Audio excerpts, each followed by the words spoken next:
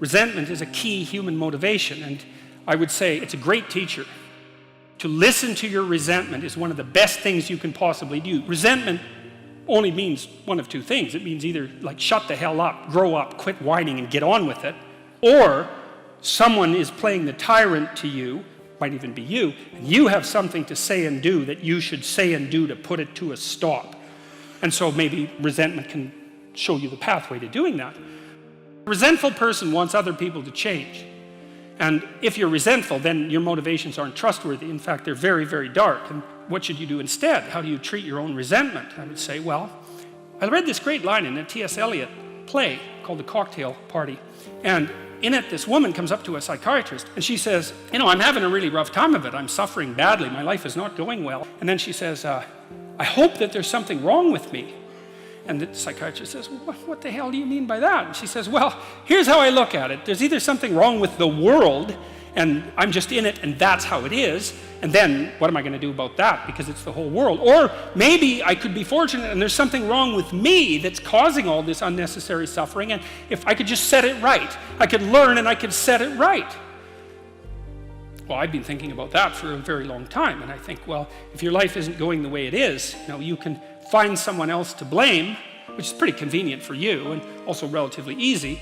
Or you could think, okay, I don't like life. I don't like the way my life is unfolding. Maybe I don't like life in general because it's tragic and tainted with evil. How do I know if my judgment is accurate? And the question is, well, have I really done everything I possibly could to set my life straight? Because maybe I shouldn't be judging its quality or the quality of life itself or being itself for that matter if I haven't done everything I possibly could to set my life straight. Well, so there's a task. Solzhenitsyn, who I'm a great admirer of Solzhenitsyn, his book, The Gulag Archipelago, was one of the things that brought down the Soviet Union. And he said that one man who stopped lying could bring down a tyranny.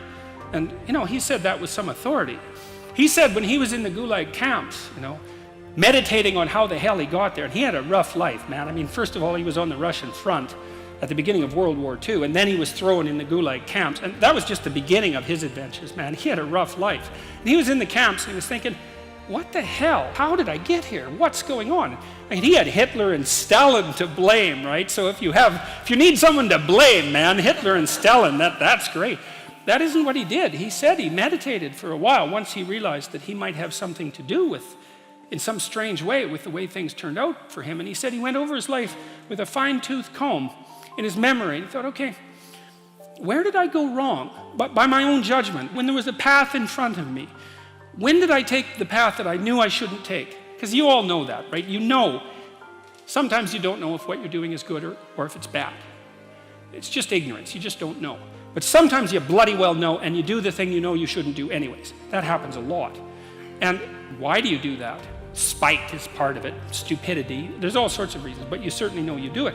Solzhenitsyn thought, okay, well, what would happen if I took responsibility for where I am in this concentration camp, and then I went over my whole life and tried to figure out all the things I did that were wrong by my own estimation that increased the probability that I would get here, and then what would happen if I tried to set them all right now in the present? And that's why he wrote the Gulag Archipelago, and one of the consequences of that, as I said, was it sped the dissolution of the Soviet Empire. So, hey, that's not bad, eh? Like, you make a real confession, you really repent, you do your penance, which is writing this book, and you completely change the geopolitical landscape of the world. It's like, and that's worth thinking about, because it's not only Solzhenitsyn who did that. Nelson Mandela did something quite similar. It's not so impossible. And so the idea that what you should do if you're feeling resentful about the nature of being or suffering too much for your own life, let's say, is straighten the damn thing out. Like, seriously, try it for a year even. Try it for a week. Try not doing the things you know you shouldn't do. Try not saying the things you know to be false. And just watch what happens. You might as well give it a shot, right? Because you say, well, I'm all in for a year. I'm going to do things right. And then I'll just stand back and I kind of watch how things unfold. And maybe I'll reconsider at the end of that year. It's like, try it. Try it. The humility element is, it took me a long time to understand why there's religious injunctions supporting humility. to even understand what the word really meant in that sort of technical sense. And it means something like this. It means what you don't know is more important than what you know. Then what you don't know can start to be your friend, you see. People are very defensive about what they know. But the thing is, you don't know enough. And you can tell you don't know enough because your life is not what it could be, and neither is the life of the people around you. You just don't know enough.